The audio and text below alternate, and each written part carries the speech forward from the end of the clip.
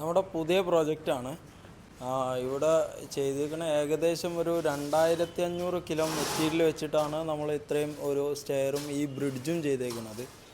ഇപ്പോൾ ഈ സ്റ്റെയറിൽ ഫുൾ ടാറ്റയുടെ MS-ൻ്റെ പ്ലേറ്റ് വെച്ചിട്ടാണ് ഈ സ്റ്റെയർ ഫുള്ളായിട്ട് ചെയ്തേക്കുന്നത്. അതുപോലെ ബ്രിഡ്ജ് വരുന്നത് C ചാനലും നമുക്ക് MS-ൻ്റെ 3mm പ്ലേറ്റും വെച്ചിട്ടാണ് നമ്മൾ ബ്രിഡ്ജ് ചെയ്തേക്കുന്നത്.